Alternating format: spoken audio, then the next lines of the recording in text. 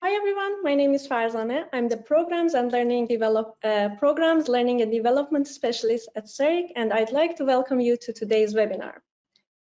Today, we are delighted to have a webinar with author Lisa Taylor, who will be sharing her experience introducing CERIC's new Retain and Gain Career Management for the Public Sector Playbook, as well as some of the key takeaways from her book.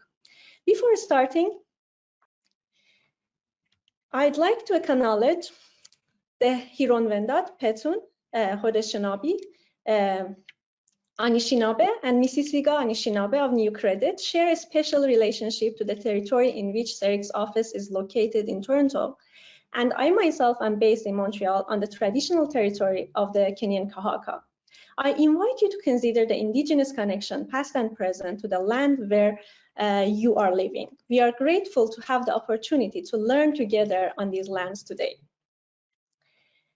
I would also like to take just a few moments to introduce you to CERIC and share some housekeeping notes with you. CERIC is a charitable organization that focuses on education and research and career counseling and career development in Canada. We fund projects that create new knowledge and develop new innovative resources like Retain and Gain Playbook that we are going to talk about today. We have three main programs: the CanAccess National Career Development Conference, the CareerWise.ca website, which features the top news and views in the field with a French version called Orientation.ca, and the Canadian Journal of Career Development, which is free to access. You can learn more about all of CERIC's work and resources by visiting our website at ceric.ca.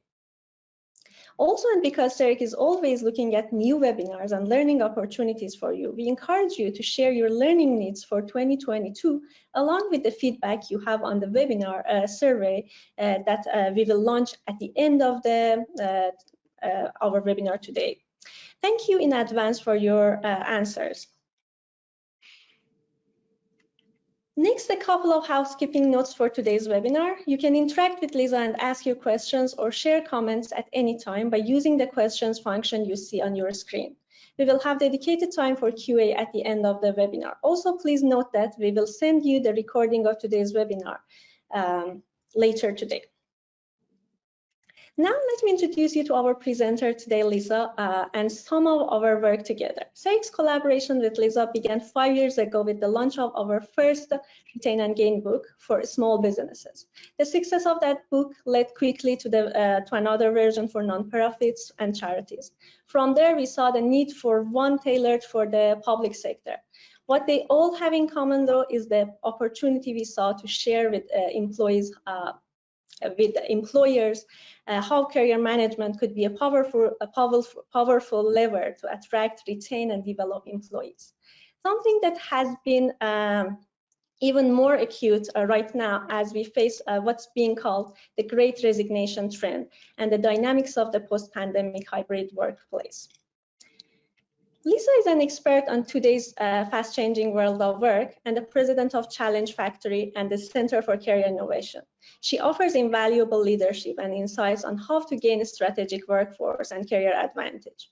She's the author not only of the Retain and Gain series of career management playbooks, but also the Talent Revolution, Longevity and the Future of Work, and the Canadian Guide for Hiring Veterans. It's an honor and pleasure to have Lisa with us today. So let's not wait any longer to let her start her presentation. Over to you, Lisa. Thank you so much, Farzaneh. It's great to be here, and I'm always excited to work with CERIC and to present definitely the Retain and Gain career management playbooks. I'm assuming that the audience that we have today is made up of people who are either in the field of career development or interested in the field of career development, and today's presentation is going to specifically focus on the public sector Retain and Gain playbook that has launched earlier this year. It's always interesting to launch a playbook in the middle of the pandemic and to see what happens. And so what we thought we would do when Sharon Ferris and I were thinking about this session and trying to orient what would be most meaningful is to provide you with certainly an opportunity for us to talk through some of the material and the research and the activities that are within the playbook itself, but also to share some of the stories and findings that we've had as I've been talking about this playbook now over the last number of weeks and months, having a chance to share with audiences of sometimes 500 people at a time, all who are working within the public sector. In total, we're probably up to about 2,000 to 2,500 people that have been through a session like this that have provided us with feedback and data and interaction so that we can really not just put out the playbook and see what they think about the session, which you're going to have a chance to do to be able to give us feedback at the end of this session, but also learn from the experience of engaging with the playbook and provide that back to you as people who are doing career development in all different capacities so that you may get some new or creative insights for how to use the playbook with your own clients. So that's my goal, that's my aspiration for our time together today. And so I'm going to jump in and get you to be a part of this ongoing gathering of feedback and information. We're going to share information that I've gathered from previous presentations with previous audiences. It's only fair that you pay that forward. And so we're going to use menti.com. If you have used it before, you know what to do. If you haven't, open a separate browser, or the best thing to do is to just go on your cell phone, go to menti.com and enter the number that's at the top of the screen in order to put in the code so that you can participate all the way through this presentation. I have a couple of questions for you. So when you go to menti.com, enter 46591341. It's on the screen for you as well. And when you get there, you'll see that the very first question is a tricky one. The world of work will be a better place when? What do you think? If you can go ahead and start putting in your answers. I'm going to give you a couple of seconds just to warm yourself up. Think about this as the way that we can get to know each other, even though we can't see each other face to face. Here's a chance for your voice to be the voice that starts our session off. Some great answers coming through. The world of work will be a better place when? Great. One of the very cool things about doing this presentation this way and asking you these questions is it's completely anonymous. So it gives really good opportunity for you just to answer the questions without worrying about who's going to see it, where's it going to go. It's just for us to be able to build a sense from this community that we are all together. All right. So I'm going to give you a 5-second warning before I close off these questions. So each time I'll give you a 5-second countdown. This is my very slow way of letting you know that if you've been thinking about what you want to write, it's now your time to get it in. Don't worry about it being right, just get it submitted. Okay? Spelling doesn't count. Go ahead and put it in however you'd like. And here's your 5-second warning. 5, 4, 3, 2, 1. Perfect. Well, thank you so much. All right. So with all of these scrolling responses, let's come back to some of these. So we can come back to some of them in the questions. I'll pick up on some of these themes along the way. We'll also be able to give a bit of a report back on what did this group say? What are the findings from this group so far? So thank you for all of those answers. So now let's figure out, so what do we do with those types of responses? I saw things about being valued, about ageism, about discrimination in general, about being, feeling yourself, being able to feel yourself at work. I saw lots of different types of responses. And one of the things that Challenge Factory prides itself on and is really known for is being able to take really complex ideas and create models or simplified ways for us to break down what goes with what. How can we think about these things without the concepts becoming so big and so hard to address that we just can't make any headway? One of the ways that we do this at Challenge Factory is by looking at the world of work through 3 different lenses. The first lens is through the future of work. And we have specific ways that we look at that. I'm going to talk about that in a minute, about how we break down what are all of the different dynamics and trends that are happening as part of the broader, longer term horizon future of work discussion. The second lens that we have always looked at our work through is revolutionary change. Revolutionary change is widespread systemic changes that are happening all at the same time, where you need to be able to navigate multiple changes and shifting landscapes without necessarily having an opportunity to do things one by one by one. So future of work, revolutionary change. And the third lens that all of our work is always filtered through is lifelong career development. From age 5, when you enter formal schooling, to age 95, or at whatever point in time you decide it's the right time for you to withdraw, conclude your affairs, and stop contributing, either in a paid or volunteer way. So lifelong career development, future of work, and revolutionary change. And what we know to be so powerful, we've been using these lenses for 9 years now, not because of the pandemic, not because of a trend that started to happen about 3 or 4 years ago, but for 9 years, we've been looking at the world of work with these 3 lenses as our core filters. And what we want to be really focusing on is, where are the overlaps? Where's the secret sauce that helps us understand the future of work better because we're looking at it also through the lens of career development? Where does that get even more into focus when we take all of the discipline and learning of how we navigate revolutionary change and add that into the mix?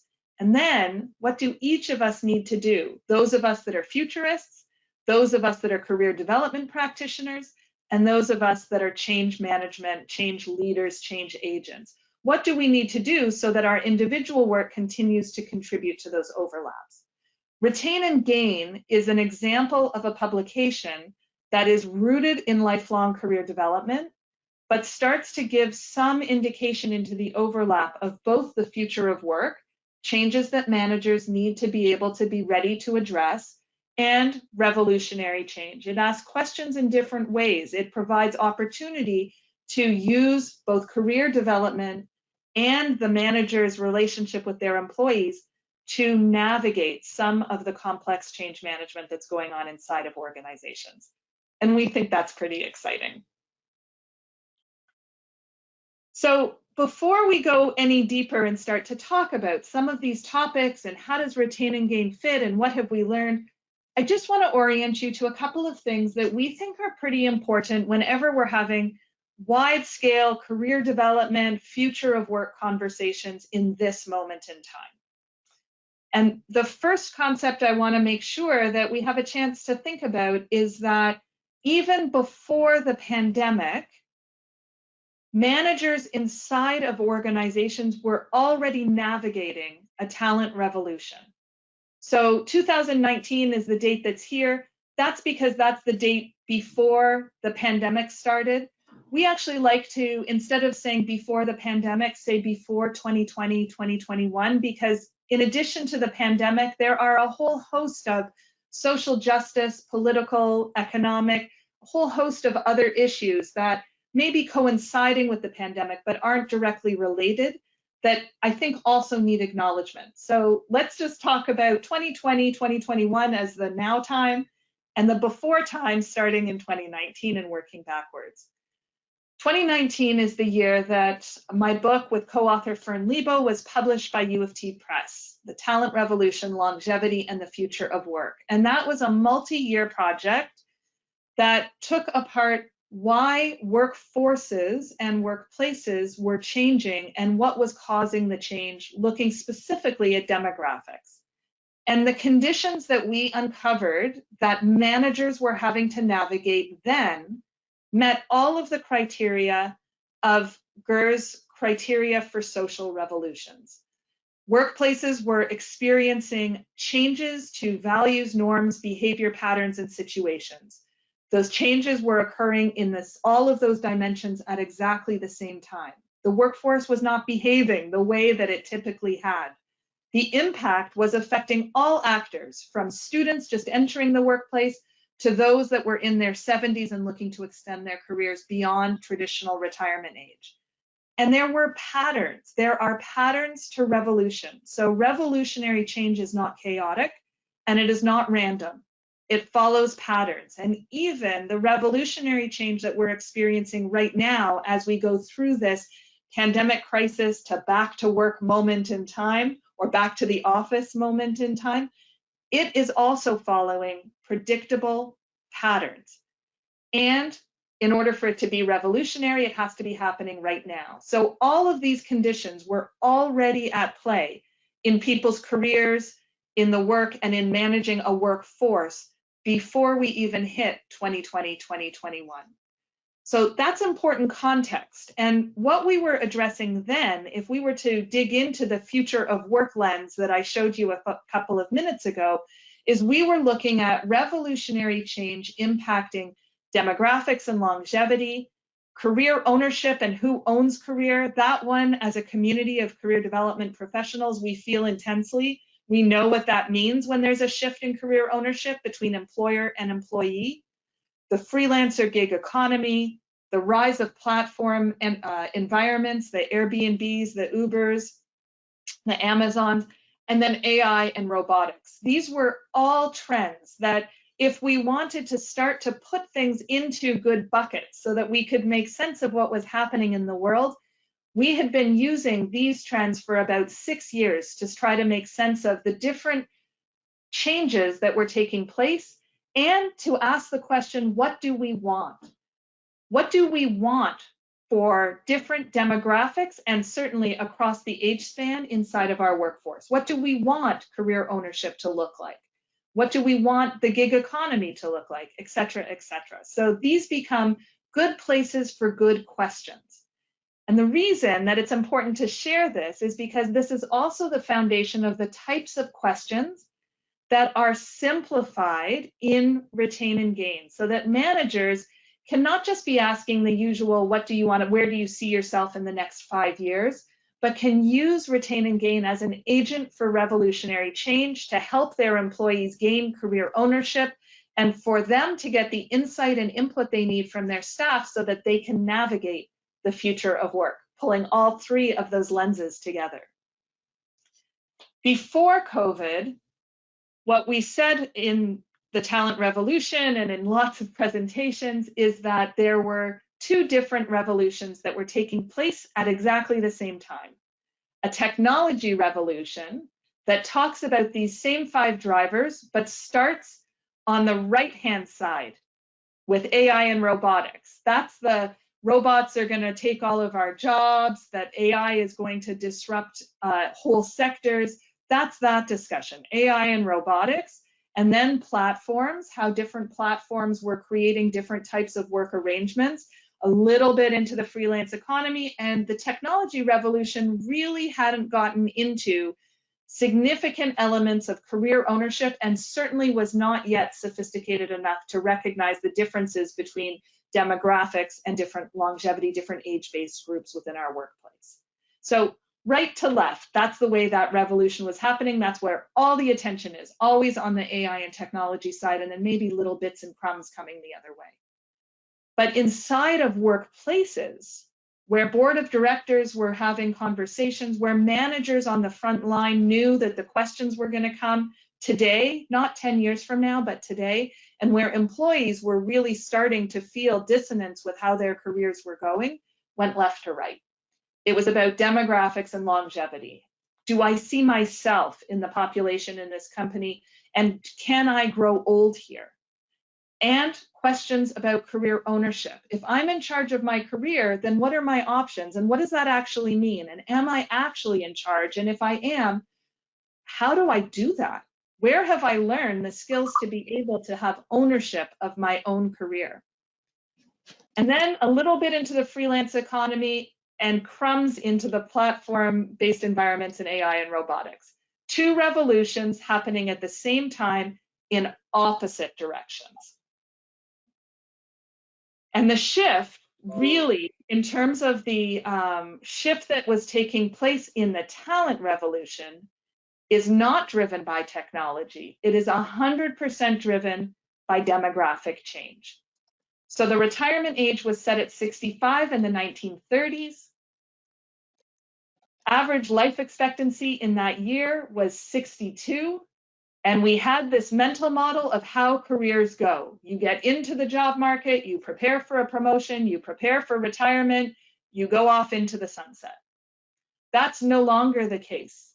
You no longer get into the job market and prepare for promotion. You get into your job market and then you transition with purpose in all different directions. And you continue to transition with purpose all the way through your life, including well into your 50s, 60s, and 70s.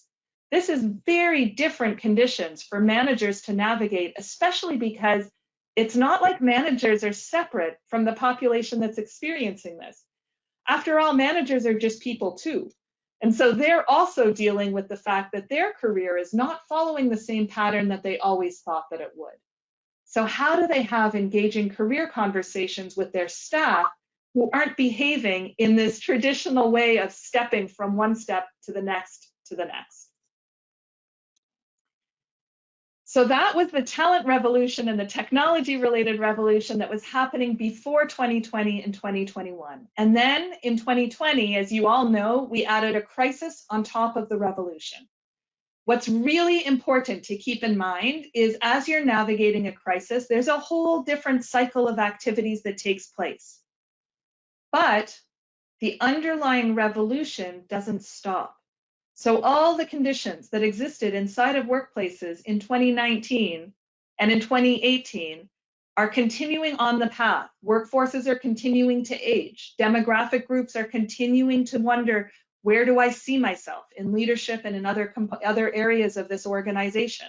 People are still questioning career ownership, only now they're doing it also in the situation of the crisis. So as we emerge out of the crisis, we hear all these platitudes or statements about going back or building back better or the next normal, or which happens to be a great podcast, little plug there for a podcast, shameless.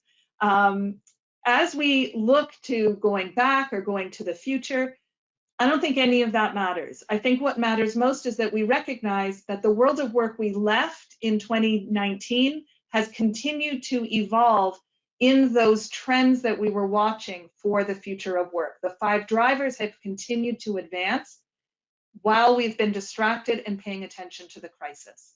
So the resolution and recovery stages that we are not yet at are going to need a coming together to resolve where are we now, what have we learned, and how does that marry with where workforces and workplaces have continued to move to while we were assessing risk, responding to the crisis, and managing it.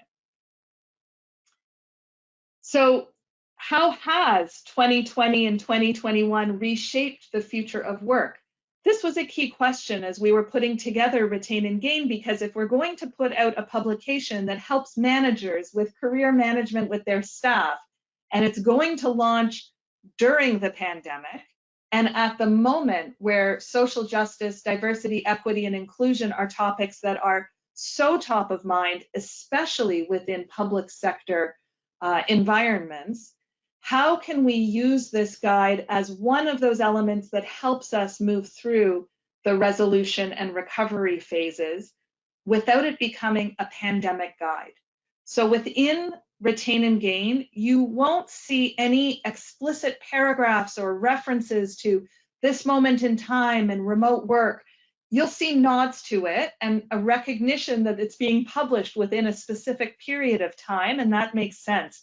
But the goal is for the guide to have longevity itself and to be one of those resources that over the next 5 years helps to inform how together managers and employees in the public sector shape the future of work. What do we want to be true in each of these different 5 drivers, 5 categories? And how can we establish the relationships we need, one employee, one manager, one team at a time, so that we move closer to what we want, instead of thinking that because something is unfolding, we have to accept it. We have to just prepare for what's coming because we have no agency at all. As career development practitioners, we know that that's not true. And so if on the micro level, we have agency and influence over the choices we make in our own career, at the manager level, at the team level, at the organizational level, that is also true. And so how we reshape our future of work is a core question that lies at the heart of the Retain and Gain series. So with all of that being said, put yourself in the shoes of a public sector manager. Some of you may be public sector managers, and you are very welcome. Some of you may be career development practitioners that work with public sector clients. So if we can jump on to Menti again, and if we can start to get some of your answers, if you were to sit down and talk to a public sector leader, or if you are one of those leaders, what do you think the top career issues are this fall? How has the talent revolution and the 2020-2021 crisis and reckoning, how has that come together, and what do your employees need answers to right now? Some great input coming. I'm going to give you a couple of seconds just to contribute some questions here. Yeah, some reference to exactly diversity, equity, and inclusion. What else comes to mind?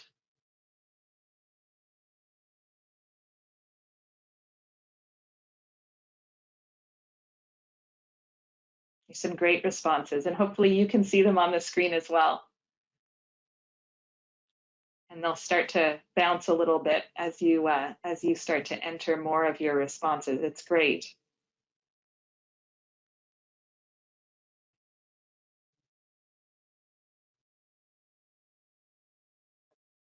Wonderful.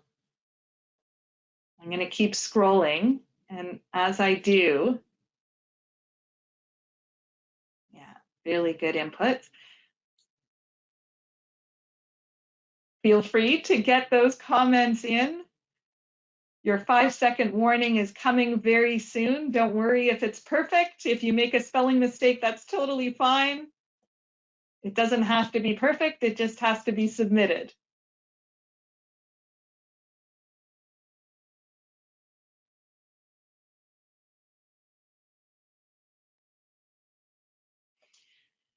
So one of the things that I can comment on here is there are activities embedded within Retain and Gain that address many, if not all, of the comments that I'm seeing getting submitted. So if you work with clients that are in the public sector, whether they are employees or leaders, or if you are a public sector manager, Retain and Gain has really practical, easy to implement activities that address all of these topics, including really specific and special ways of addressing diversity, equity, and inclusion, where it is included in every aspect of the work that's done. It's not a separate section.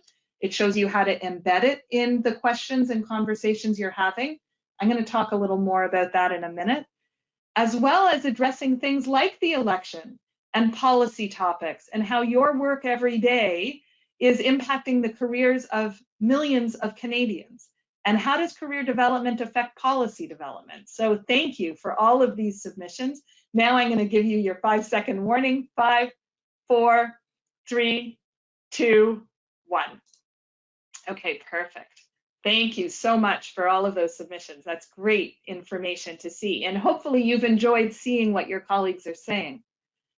So with all of those kinds of issues that we just saw as you were submitting them, they weren't from me, but it's pulling the crowd that is, from coast to coast to coast with great diversity and experience in all different workplaces with all different workforces.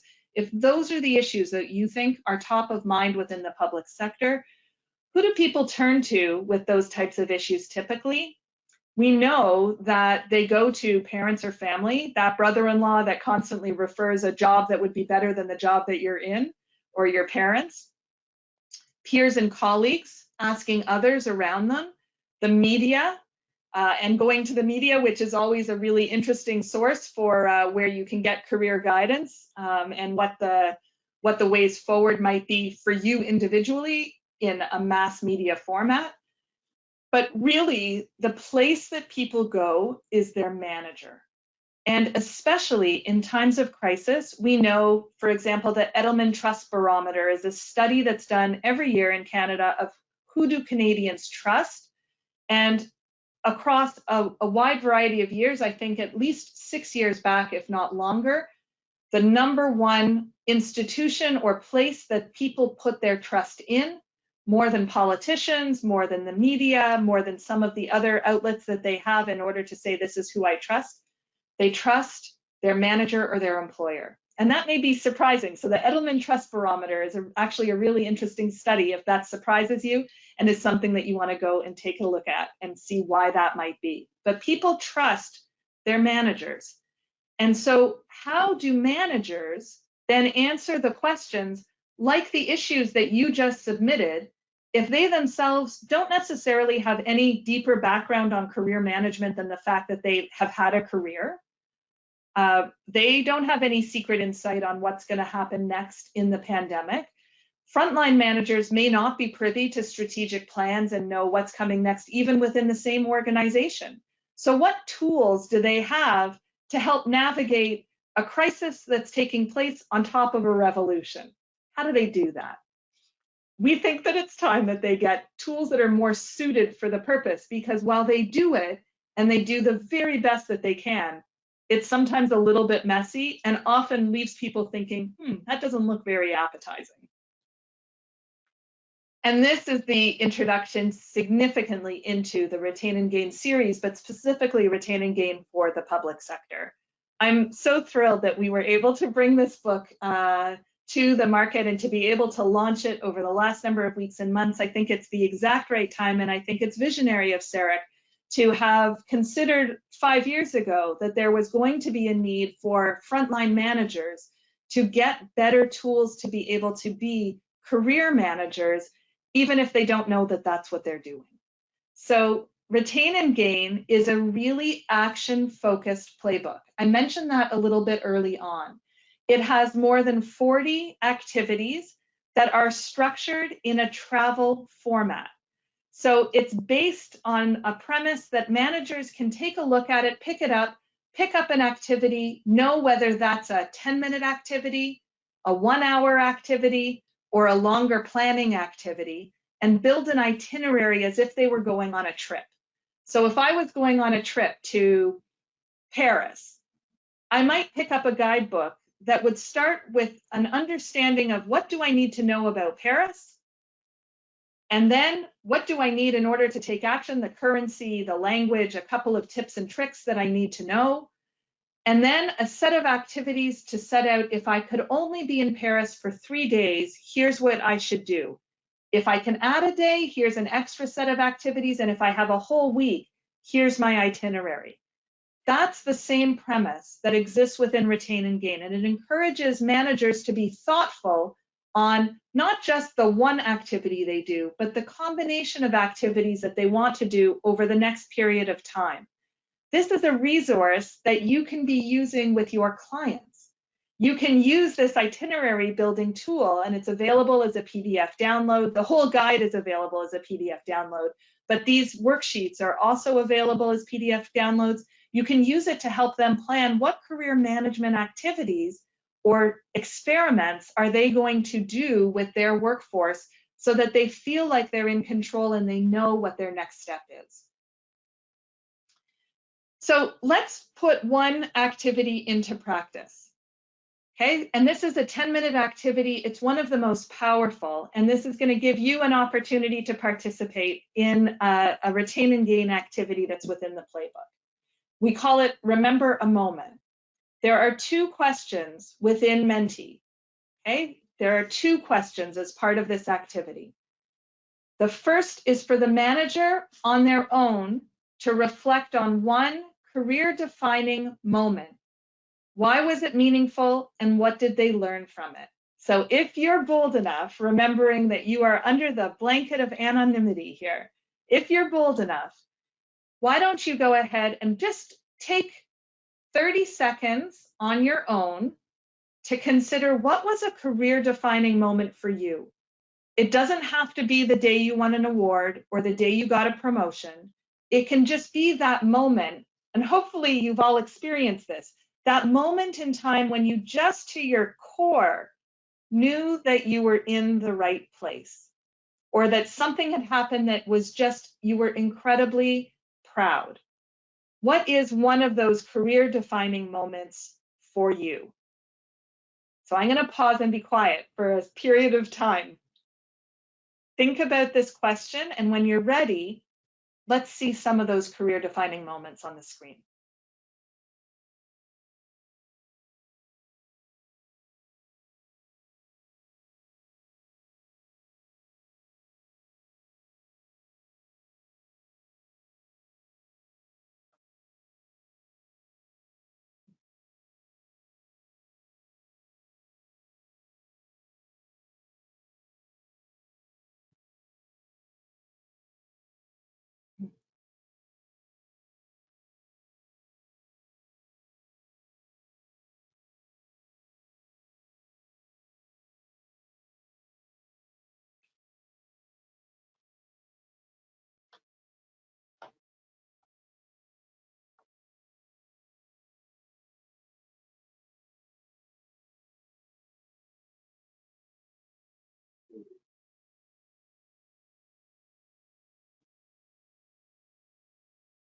Great.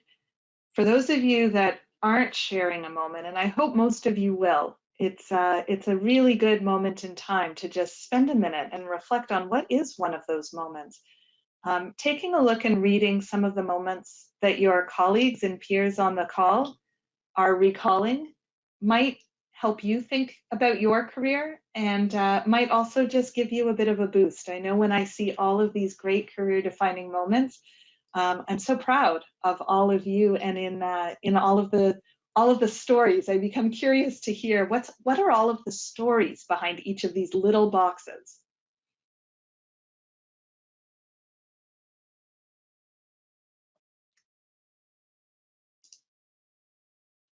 This is a tricky question, and it leads to long answers. So I'm going to give you your 5-second warning in about 30 seconds. So let's make sure that we get all of these stories out.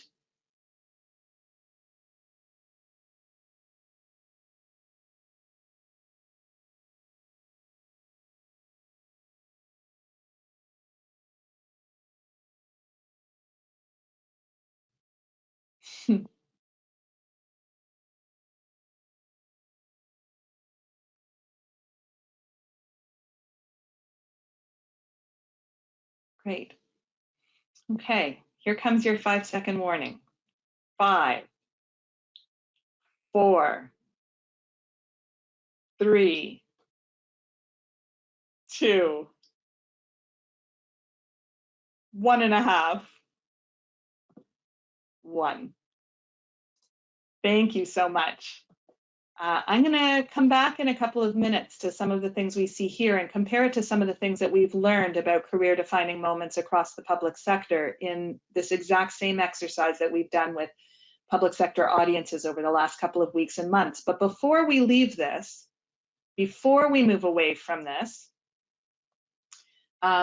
let me take you to the second question. So think about the career-defining moment that you just submitted. And now here's the second question for you to think about and to give us your response. How might your background, prior experiences, and different identities have played a role in what you defined as your moment?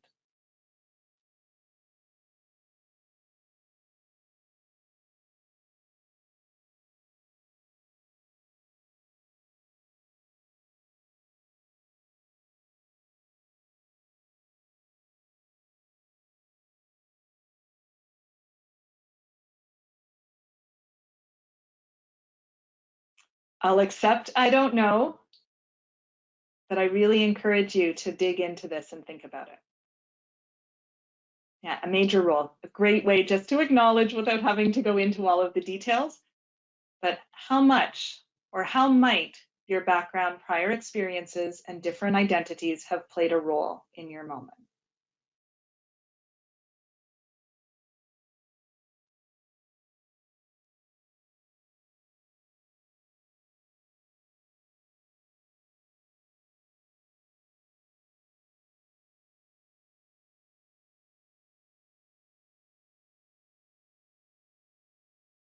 Thank you for all of the answers that are coming in.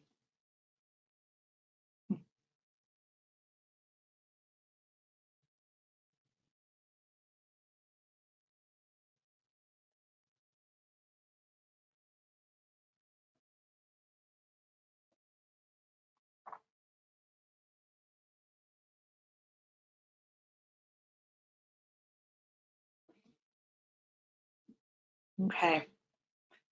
I'm going to give you the 5-second warning and then we'll talk a little about this. So 5, 4, 3, 2, 1. Thank you for those responses. So we just conducted this activity in less than 10 minutes. This is listed as one of the 10-minute activities for managers to do. And it's the activity of managers taking a moment to reflect on their own career, identifying a moment in time, and then reflecting on some of the elements of diversity, equity, inclusion in their own background for how it might have influenced the fact that that is their moment. And the last step within the activity is for them to share the story with their team and to open a dialogue about their team's moments. So with hundreds of people all together on this call right now in less than 10 minutes, we've gathered up an amazing amount of stories and reflection and resources. And this is just simulating what can be done.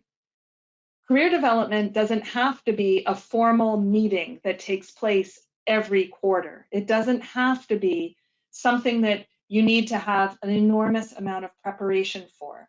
The activities within Retain and Gain are specifically designed so that we can create more of these kinds of moments, dig into issues related to demographics and longevity, be able to help teams take career ownership, and address all the dynamics of the future of work, but in really practical ways for managers that don't have a lot of time, don't have huge training budgets, and really just need to be able to answer the questions of the day with their staff. The more that managers are able to have these kinds of conversations with their staff, the more trust gets built within organizations. And one of the trends that Challenge Factory is doing a lot of work on right now across a widespread number of organizations, a lot of them in the public sector, but not exclusively, is this role that trust and courage plays right at this moment in time as we're navigating between shorter term crisis resolution, return to office activities, and longer term future of work revolutionary activities.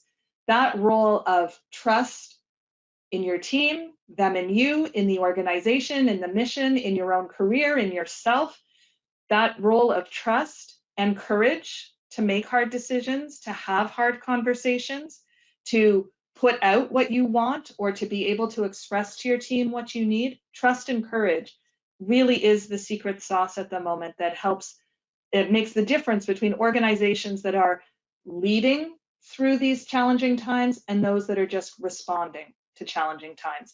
And what we've learned, this is part of the insights that we've learned through all of these conversations, is trust and courage nets itself out into 3 levels of why that's being asked inside of organizations. Employees and managers are wondering, why me?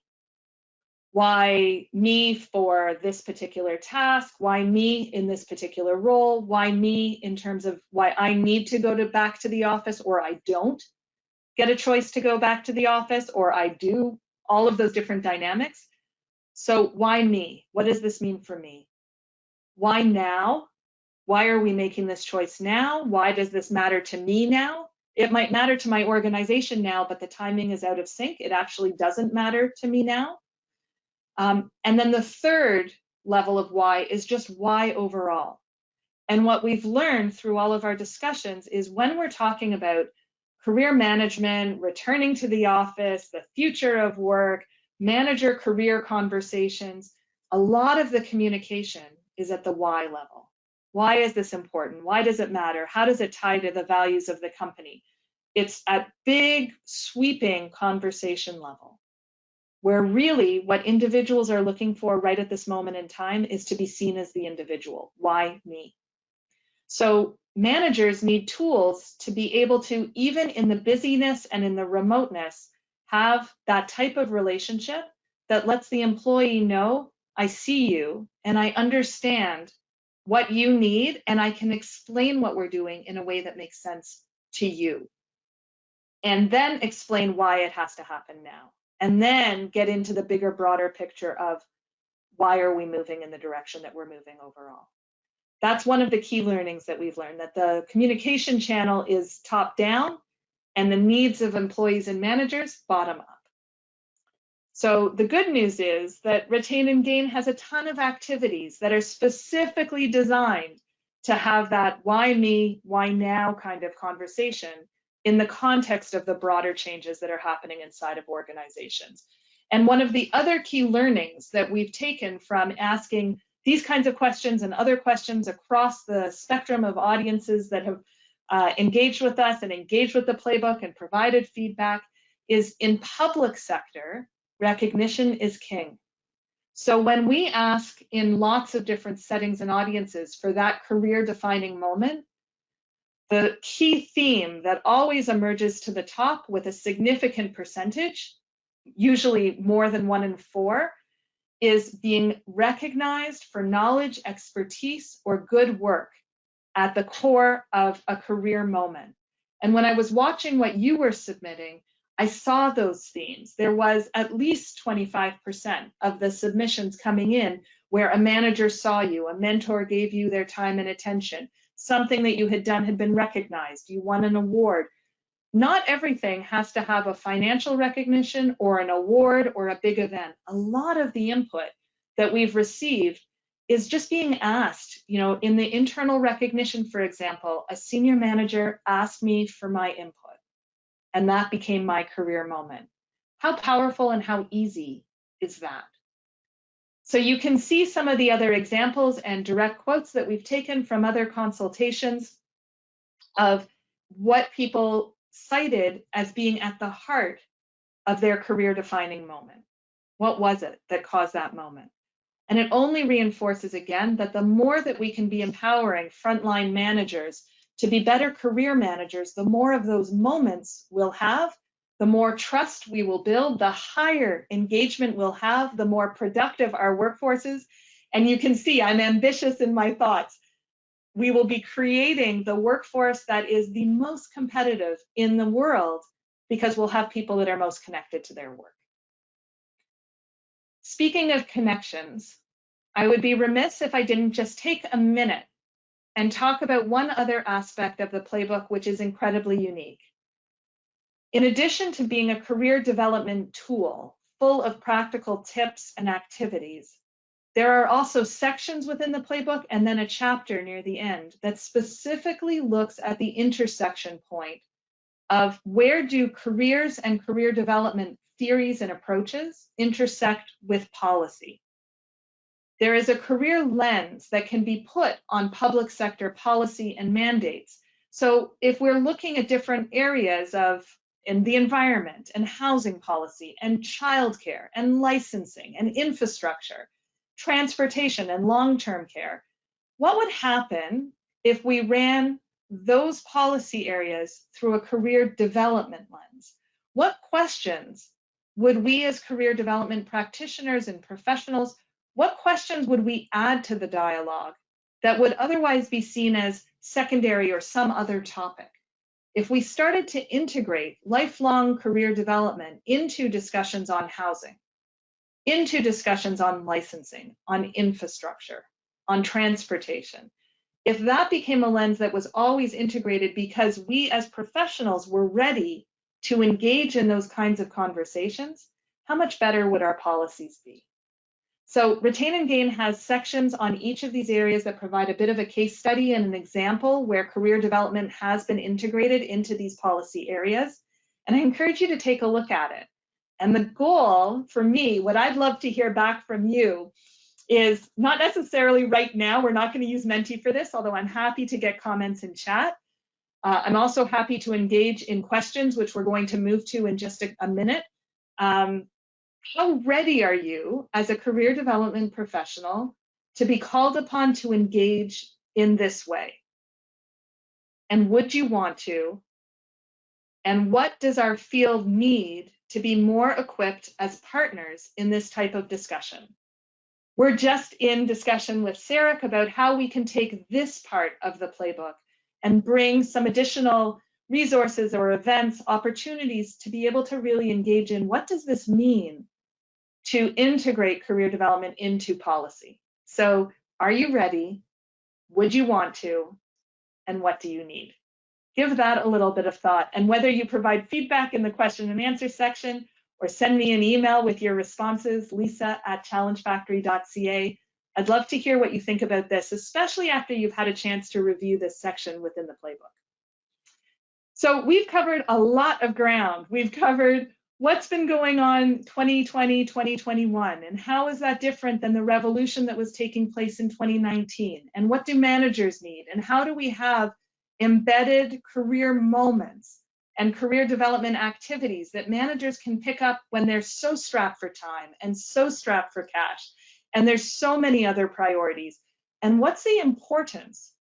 How does that actually become the glue, that trust and courage component that every leadership team needs to embark on right now so that we can navigate our way out of the pandemic and into what we want to have happen next? How can career development actually be that bolsterer of trust and courage that moves everyone forward? And then finally, how can we even take that to higher levels and bigger tables where it starts to become embedded in policy? That's a lot in a short amount of time. So I'm going to leave you with 3 thoughts, and then I'm going to turn it over for questions.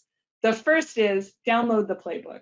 It's free. It's available in both languages. It is easy. It is custom designed for you and for you to use with your clients. So I encourage you to please download the playbook, share it as broadly as you can. The second is if there are topics that are embedded in anything that I've mentioned today that you think would be helpful. Maybe your expertise is deep in the field of career development or deep in the field of career marketing for individuals, but there's topics related to the future of work that you'd like to be able to have additional resources or to refer people to or to be able to partner together, be in touch.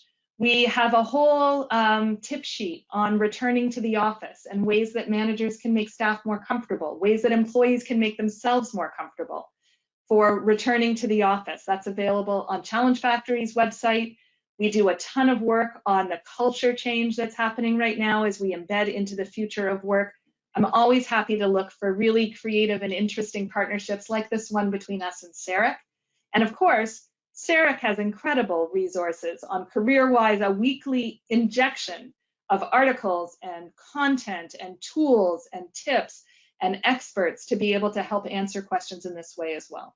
So connecting with both CEREC and with us, if there's something that we can do to be working closer together, would be a real pleasure and a joy. So with that, I'm going to pause and we can turn things over to questions and answers. All right. Hi, I'm Sharon Perez from CEREC, and I'm going to hop on to do a little Q&A with Lisa. Thank you so much, Lisa, for that amazing presentation. And we do have quite a few questions. The first one is from Jennifer, who wants to know what your experience has been with governments and how they are managing or not managing to keep pace with current demographic changes. It's a really good question, and I'd have to say when I'm speaking in front of public sector audiences, we get the most candid feedback. It's right at the surface, where topics related to ageism, to racism, to sexism, it comes out front and center in every engagement, where in corporate settings, I think that there's the same amount of issues, but they are not yet at the stage where it is a part of the public dialogue. So in terms of, how is the public sector doing in addressing the different topics related to demographics, I would say some areas are doing very well and some areas are not doing very well. But one marked change that I have seen over the last number of months is that in the public sector, the topics are being talked about more and being talked about right out front without any hiding or euphemisms or wondering. So that trust and courage component, I'm not sure that they've necessarily moved the mark on the trust side, but on the courage side, we're seeing a lot of courage. And I think that that's a good first step. It's not enough, but I think it's a good first step. Now, Lisa, you touched on this other topic around how managers can best support employees in a hybrid workforce. Some are coming back to the office, some are continuing to work remotely, and we've had a number of questions on what are some of the strategies that managers can implement in this new scenario? Sure. So a couple of just key principles that I think are really important to share. So the first is, I think it's important that people come back to the office. That may take people by surprise. I came from a technology career. I almost never had an office. I hoteled in the 90s where there was remote work all the time. And I seem, I'm always kind of looking for new and using the latest apps. I'm definitely an early adopter. I think that there is a significant and meaningful relationship that happens inside of our workplaces that impacts our own mental health and well-being and creates community. And I think at this moment in time when the UK has a minister of loneliness and we're concerned about disconnection within societies, I think the workplace provides one of those opportunities that may be a person's only opportunity to have meaningful connection, even if it's just for a moment in time. So I don't mean that everyone has to be back in the office full time. I do think that workplaces and employers have an obligation. I think it's actually a social responsibility to pull their teams together from time to time and make sure that that community aspect is a part of the work. I think that as a society, we need it right in this moment, and employers can provide it. So that's my, particular bent on, should we be fully back or should we be fully remote? The one thing I know for sure is it should not just be left up to each individual employee to make their own choice. There's a social responsibility on the employer side that I think needs to be honored. The second piece to that is I think that employers should just give themselves a bit of a break on feeling like they need to make declarations that are going to be true forever. So Shopify and Google came out early saying we're never returning to the office. I don't know that that's true. I think if they, get different data and different information 6 months or 9 months from now, they'll come back with a new policy and they won't even think about it. So this feeling like we've got to get it right and whatever we do right now has to be forever, I think sets us up to not have the courage to make the kinds of decisions that we know are right in this moment. So make the decisions for your staff, be consistent, be clear in the communication, why me, why now, and then the broader why, so that you can also say, look, we're going to revisit this. We're going to do this together. And then the last piece, the last tip that I'll give points back to Challenge Factory's website. If you go to challengefactory.ca/back, there are tip sheets waiting for you there that are free, that have 15 tips for managers to help their staff be more comfortable, and 30 tips for employees to try to get yourself to feel a little more comfortable engaging within the workforce. And those are inspired by the kinds of activities that you find within Retain and Gain. There's also a link to Retain and Gain on that page as well. Thank you. All right, we have time for a last question. This one is from Sharon, another Sharon, who mentioned the increase in mental health challenges among team members. And we know at SARIC, we talk a lot about the connection between career development and mental health. What can you share about that, Lisa? Yeah, so I think that's right. I think both in the context that we're seeing increased mental health challenges in all different formats and ways, and sometimes they don't show up the way that you think. It could just be that conversations feel harder, or a seemingly simple conversation turns into something that's a lot more deeper than it would have been before. And managers need different ways of being able to address and navigate those types of conversations, and also recognize that they're experiencing it too. I think that a lot of times we say, the employee and the manager, or the employee and the employer, as if the employers aren't also people that are in the workplace.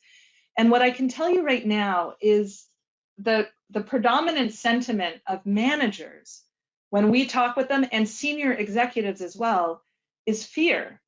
They're afraid. They're afraid they're going to make a mistake. They're afraid they're going to say something that's going to impact their staff in unintended ways. They're afraid that they're going to make a choice that's going to lead their company in a way, or their organization or their department in a way that's counter to what they want. They're afraid. And so the more that we can bolster this idea that There's agency and control. We can make decisions. We can make decisions for ourselves. We can make decisions for our team, and we can do it together. The more we can minimize that fear and replace fear with courage, the better we'll be in being able to navigate some of the trickier mental health issues that are going to be with us for, a good long period of time as we emerge out of the pandemic. And the resources that CEREC has on mental health, the career development guide that integrates mental health into the guide itself is such a phenomenal resource that if you don't have that one, maybe someone can throw that into the chat, and that can be another download that you make sure you go and grab. Perfect, and that brings us to our time. And the resource that Lisa was referencing, if you go to cerec.ca/CDMH, which stands for Career Development and Mental Health, you will find that.